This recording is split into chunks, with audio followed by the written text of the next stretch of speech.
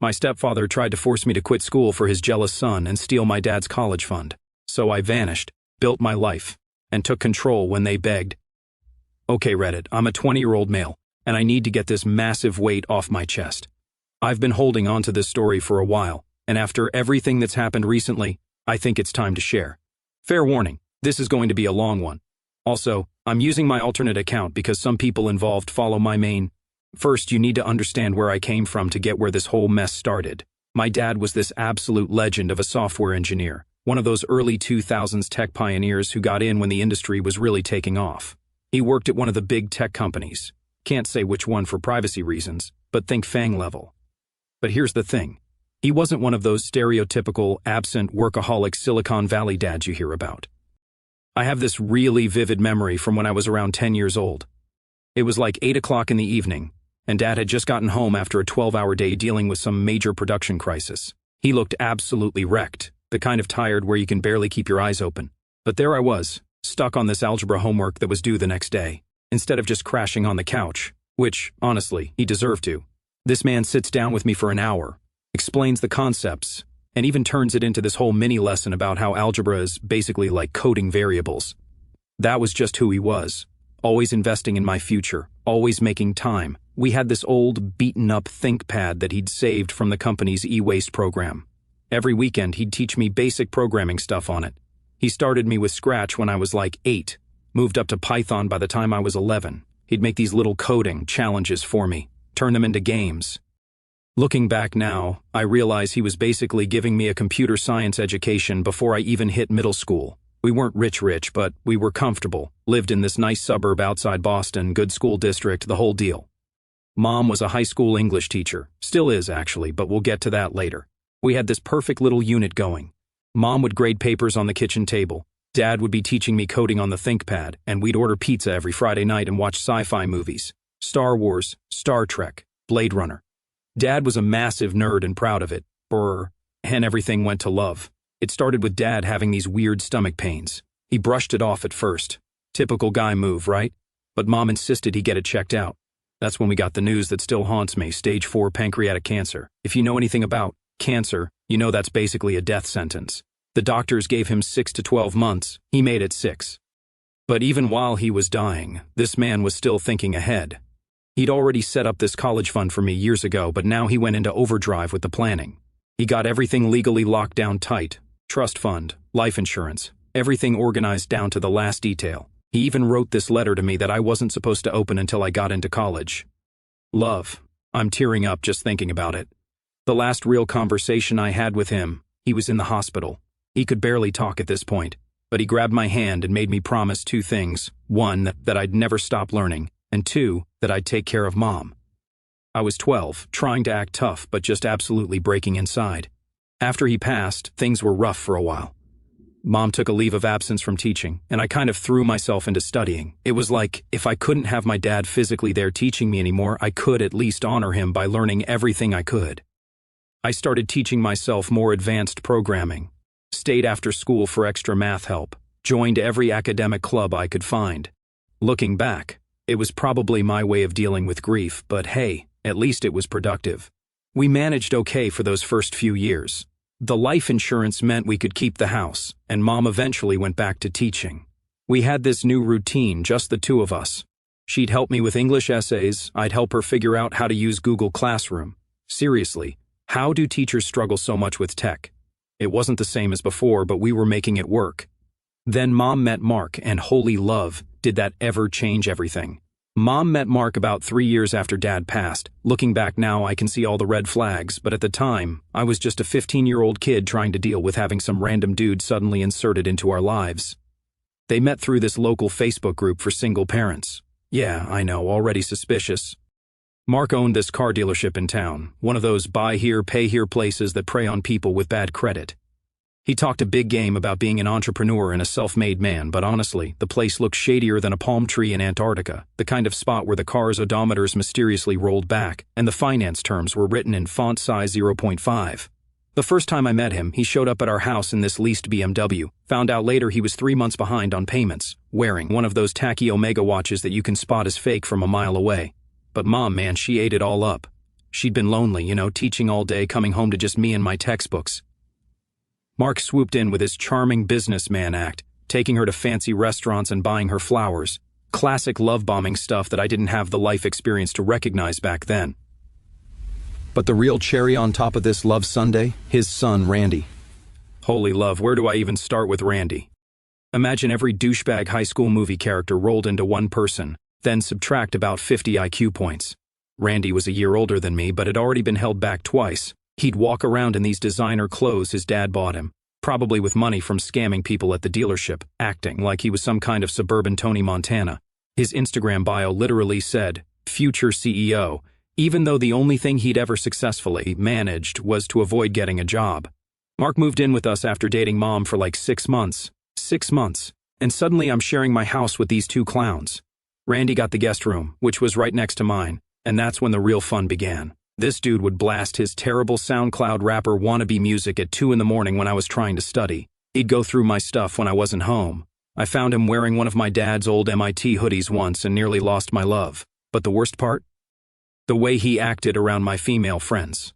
Quick example, my friend Sarah, not her real name, came over to work on a coding project. Randy spent the entire time lurking around, making these gross comments, and later spread rumors at school that she was easy. I had to stop having friends over because of his creepy behavior. Mark wasn't any better as a stepdad. He'd try to give me these condescending life advice sessions, usually starting with, "Now, son." I shut that son love down real quick, told him straight up that I already had a dad, and he wasn't him. His favorite topic was how college is a scam and how I should learn real-world business from him instead. Yeah, because your dying car dealership is totally the Harvard Business School of the real world, Mark. The worst part was watching Mom change. She used to be this strong, independent woman who taught her students about feminist literature and standing up for themselves. But around Mark, she turned into this completely different person, constantly seeking his approval, laughing at his stupid jokes, making excuses for his and Randy's behavior. I tried to talk to her about it once, showed her the Better Business Bureau complaints about Mark's dealership, told her about Randy's creepy behavior. You know what she said? "We need to give them a chance. Mark's had a hard life, and Randy just needs a mother's influence." Like, what about my hard life? What about the fact that I lost my dad and now had to watch this discount Jordan Belfort wannabe take over our home? The dynamic in the house got real weird, real fast. Mark and Randy would have these loud conversations about hustling and grinding, their favorite words, usually involving some sketchy schema or another. Meanwhile, I'm in my room, actually grinding, studying, coding, trying to maintain my 4.0 GPA. The contrast was almost comical. Oh, and get this. Mark started reorganizing our family finances about a month after moving in, started asking Mom about her savings, my college fund, everything. He had this whole pitch about how he could invest it in his business and triple our money, classic con man stuff. Thank God Dad had the foresight to lock down my college fund in a trust, or it probably would have disappeared faster than my respect for Mom's judgment. The real kicker? Mom started pulling away from everything that connected us to Dad. His books disappeared from the living room shelves. His old MIT sweatshirt that she used to wear around the house, suddenly nowhere to be found. It was like she was trying to erase our past to make room for this new family. Looking back, I should have seen what was coming. The way Mark would get this calculating look in his eyes whenever the topic of my future came up. The way Randy would make these snide comments about me being a tryhard whenever I aced a test. They were laying the groundwork for what would eventually become the biggest betrayal of my life. While Mark and Randy were turning our house into their personal circus, I was on my own mission. Looking back now, I probably took the whole grinding thing to an unhealthy level. But man, when you've got a dream and a toxic home environment, you'll do anything to make it happen. My daily routine was insane. I'd wake up at 5 in the morning to avoid running into Randy and Mark in the kitchen.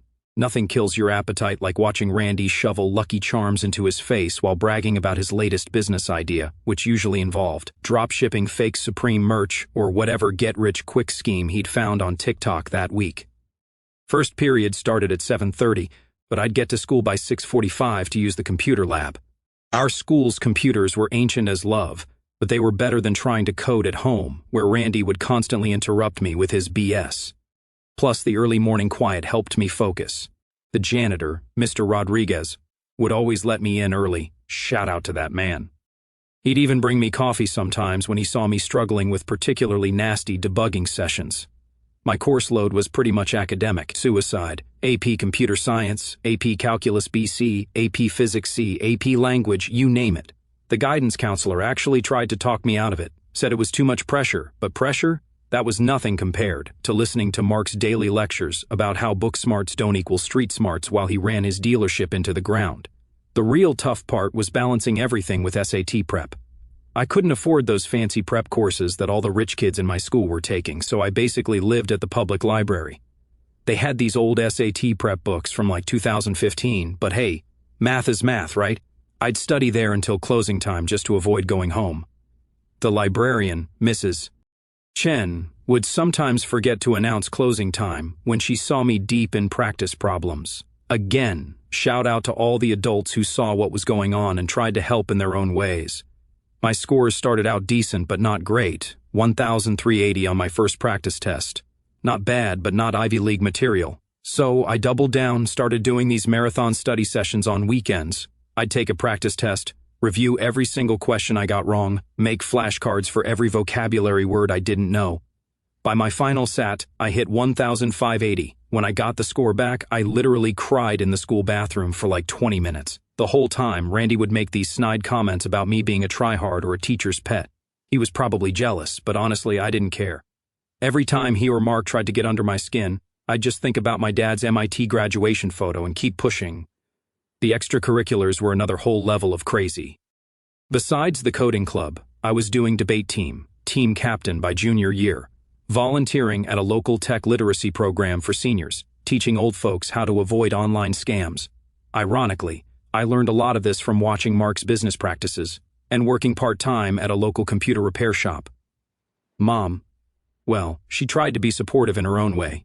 She'd leave dinner in the microwave for me when I got home late from activities. Sometimes she'd try to talk to me about college plans, but Mark would always interrupt with some story about a self-made millionaire who never went to college. It was like watching someone you love slowly disappear into someone else's shadow. The worst part? I was killing myself trying to make this dream happen while Randy was literally doing nothing, like actually nothing. He dropped out of community college after 3 weeks, claimed the professors were haters who didn't understand his entrepreneurial mindset, and spent his days either sleeping or hanging out at his dad's dealership, allegedly learning the business. The business of what? Running a failing car lot into the ground while scamming people? Great career path. But you know what kept me going? Those quiet moments in the morning, coding in the computer lab, when I could almost feel my dad's presence, like he was looking over my shoulder, proud of what I was building. Every line of code, every solved math problem, every perfect test score, they were all building blocks for my escape plan. Then came the college applications, and holy love, did that ever open up a whole new can of worms. March 28th, 2023. I remember the date because it was the day everything changed. It was a Tuesday, around 6:30 in the evening. I was in my usual spot at the public library, trying to focus on some AP physics homework, but really just obsessively refreshing my email every 30 seconds. Ivy Day decisions were dropping, and my stomach felt like it was hosting an Olympic gymnastics competition. I'd applied to 7 schools total, 3 safety schools, already got into all 3, 3 target schools, got into 2, and my dream school. Now I'm trying to stay anonymous here, but let's just say it's one of those places where the acceptance rate is lower than Randy's GPA. Their CS program is consistently ranked in the top 3 nationally, and their graduates basically get to print their own job offers. So, I'm sitting there, sweating bullets, when the email notification pops up. The subject line just says, "Update on your application status." My hands were shaking so bad, I actually misclicked twice before managing to open it. Then I saw those magic words, "Congratulations." I literally had to read it 5 times to believe it was real. The librarian, Mrs. Chen, probably thought I was having a seizure or something because I just sat there, completely frozen, for like a solid minute. Then I started crying, not like subtle, manly tears either. We're talking full-on, ugly crying in the middle of the reference section. Mrs. Chen came over to check if I was okay. And when I showed her the email, she actually hugged me, started crying herself a little bit. She'd seen how hard I'd worked, staying there until closing time almost every day for 2 years straight. She told me she was going to frame the newspaper article when I eventually won my Nobel Prize. No pressure, right? I called Mom first, obviously. She was still at school, grading papers in her classroom. When I told her, she screamed so loud I had to hold the phone away from my ear. She said she was coming home right away to celebrate. For a moment, just a moment, it felt like old times, like when I'd won that state science fair in middle school and Dad had taken us all out for ice cream. I got home around 7:30 and Mom was already there. She'd bought champagne, the cheap stuff, but still, and was literally dancing around the kitchen, kept hugging me and saying how proud Dad would be. It was perfect. Should have known it wouldn't last. Mark and Randy got home around 8. They'd been at the dealership, probably trying to figure out how to make a Honda Civic with 200,000 miles look like it had only been gently used by a little old lady for church on Sundays. Mom was mid-happy dance when they walked in, and I swear to God, the temperature in the room dropped about 20 degrees. Mark did this thing where he tries to look concerned but just ends up looking constipated. He asked me when I'd applied, how much it would cost. All these questions that had nothing to do with, actually congratulating me. I explained about my dad's college fund, thinking that would settle it. Big mistake. Mark's face did this weird twitch thing. He looked at Mom and said, "Oh, that money." Like he'd been thinking about my college fund for a while, which, looking back, he probably had been. Then he starts in with this BS about how I should have looped them in on my plans because apparently I needed their permission to apply to college. Randy, being the emotional support douchebag that he is, starts going on about how unfair it is that I'm showing off when he chose to go to community college for 3 weeks. Remember, because he understands the value of starting small. This coming from the guy who once tried to convince Mark to buy him a Tesla because, and I quote, "It's an investment in my personal brand." But the real gut punch came later that night. Mom came to my room around midnight, looking like she'd been crying. She said we needed to talk, those 3 words that never lead to anything good. Turns out Mark had been planning to use my college fund to expand the dealership, had this whole presentation ready about how he could triple the money in 2 years. Mom had apparently been stalling him, saying they needed to wait for the right time, but now that I'd actually gotten in somewhere, the love was hitting the fan. Mark had given her an ultimatum. Either convince me to reconsider my college choice and let him invest the money, or he had some choice words about their marriage. And Mom, my own mother, was sitting there asking me to think about the family. What family? The one where my stepdad was trying to steal my dead father's last gift to me? Where my stepbrother spent his days making TikToks about being a future millionaire while actually contributing nothing to society? That family? I showed Mom the letter Dad had written me, the one I was supposed to open when I got into college. In it, he talked about how proud he was, how he knew I'd do great things, how the money he'd saved was his way of making sure I could chase my dreams without worrying about debt. Mom read it, cried some more, but still insisted we needed to find a compromise. That's when I realized this wasn't just about college anymore. This was about choosing between my dad's dreams for me and my mom's new life, between my future and Mark's latest get-rich-quick scheme, between who I wanted to be and who they wanted me to become. And let me tell you, what happened next makes Game of Thrones look like a kindergarten playground dispute. The morning after my acceptance, I woke up to find Mark sitting at our kitchen table with this stack of papers in front of him, like he was about to conduct a corporate board meeting. Mom was there too, looking like she hadn't slept at all, nervously fiddling with her coffee mug. The one my dad had gotten her from MIT's campus store years ago. The sight of that mug in this context made my stomach turn. Mark had prepared an actual PowerPoint presentation. I wish I was joking. This man really made a slideshow titled Family Financial Planning, a strategic approach to collective success. Looking back, I have to admire the sheer audacity of trying to corporate speak his way into stealing my college fund. The presentation was exactly what you'd expect from someone who learned business strategy from YouTube motivational speakers. Lots of clip art graphs showing exponential growth, buzzwords like synergy and market penetration, and absolutely zero actual financial data to back up his claims. His big plan? Use my college fund to buy a second dealership location that was going out of business, because clearly the solution to running one failing business is to buy another one. I sat there for 30 minutes watching this man explain how he could turn my father's carefully saved money into a family empire. Every slide felt like a personal insult to my dad's memory. The worst part was watching Mom nodding along, occasionally throwing in supportive comments like, "Mark really knows the market, and it's a great opportunity for all of us." When he finally finished, Mark leaned back in his chair with this smug look on his face like he just presented the next Amazon business model. Then he hit me with the kicker. "So, sport. He always called me that when he was trying to be manipulative. What do you think about taking a gap year? Give the business time to grow. Then we can talk about college again." I lost it, like completely lost it. I told him exactly what I thought about his business acumen, how I'd looked up his dealership's triple-B rating, F by the way, how I knew about the complaints filed against him for odometer fraud, how his current location was 3 months behind on rent. Thank God for public records and that business law elective I took. Mark's face went through this fascinating journey from smug to shocked to angry. Randy, who'd been lurking in the doorway this whole time, started getting all puffed up like he was going to do something, but I wasn't done.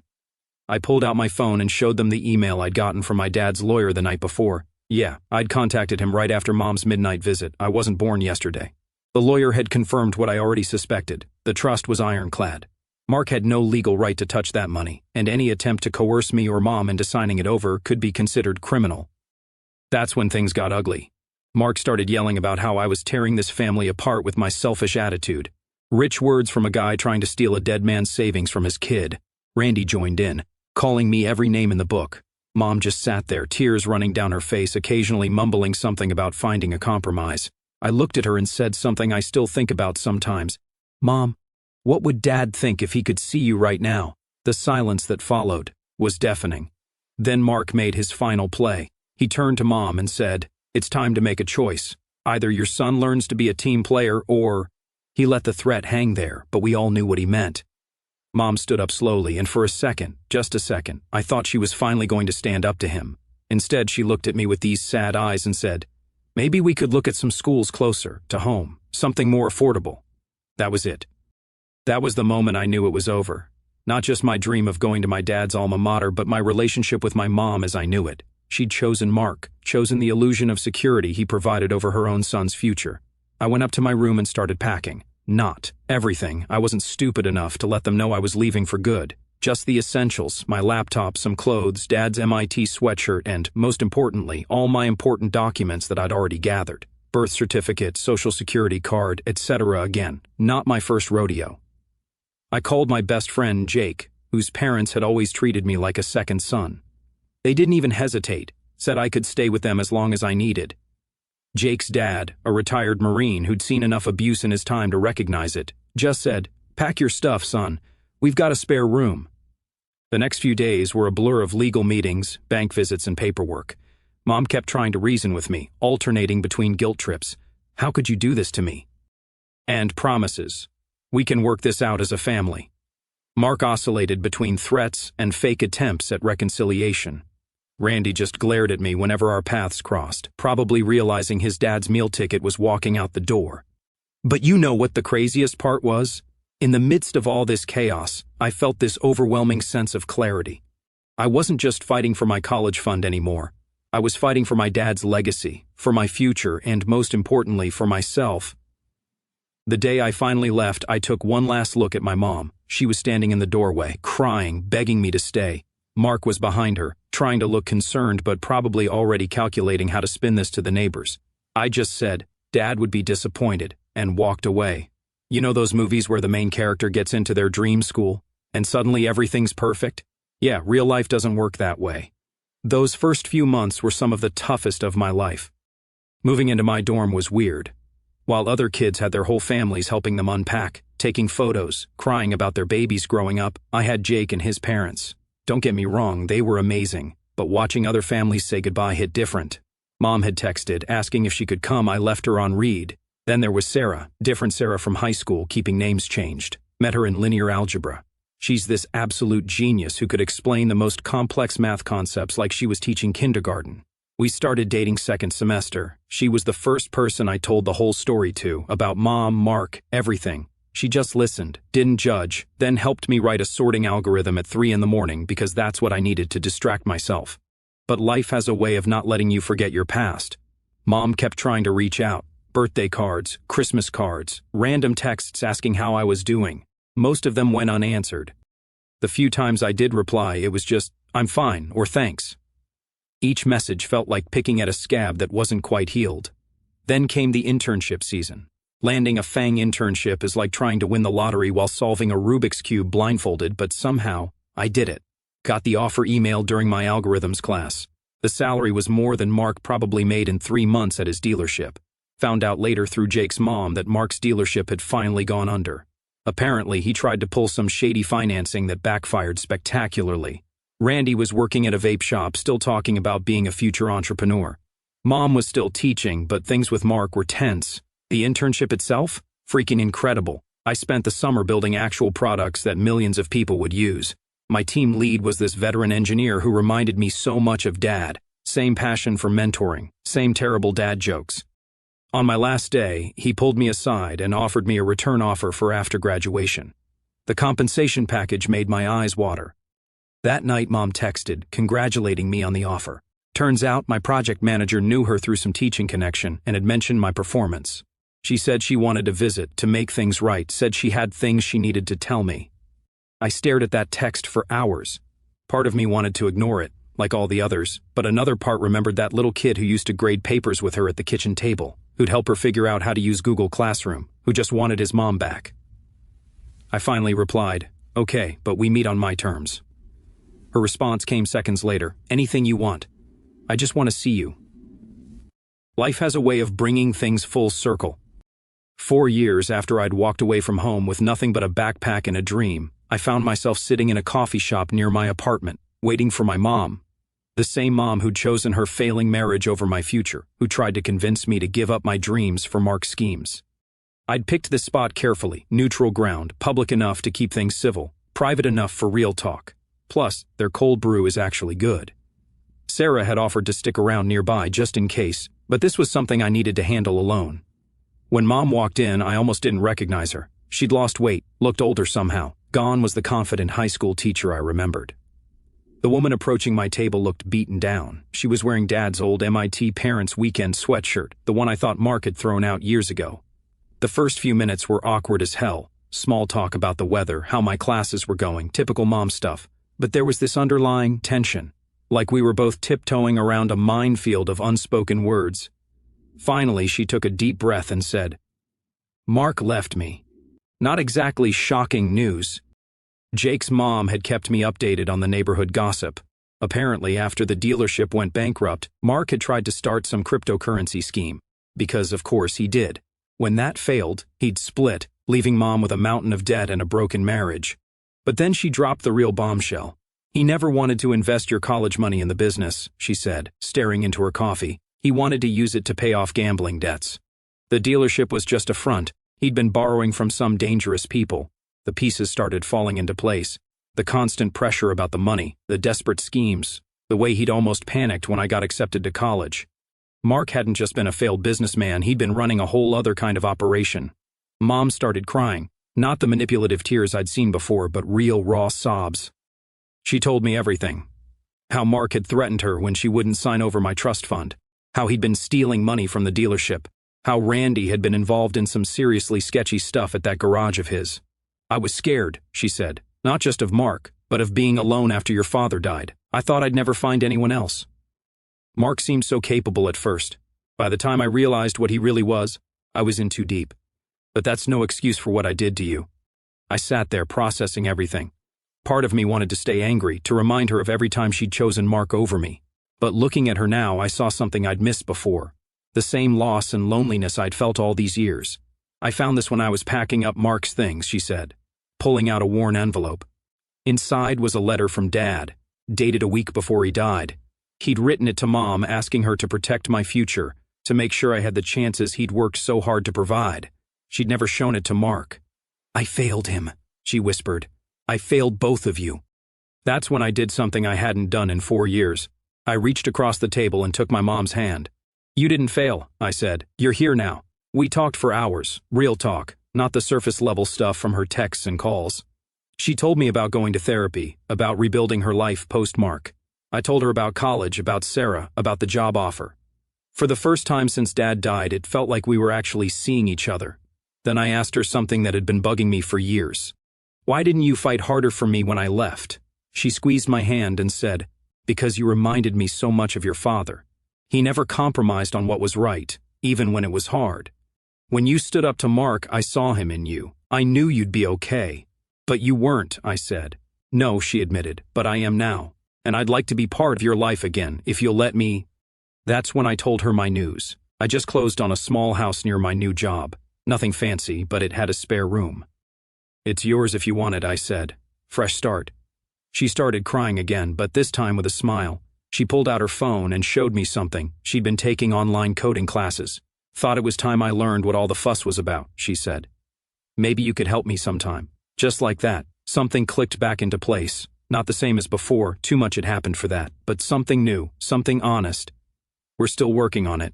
Mom moved in last month. She's got a teaching job at a school nearby, and in the evenings, I help her with her coding homework. Sometimes, when we're both up late working, it feels almost like those nights back in high school, grading papers and debugging together.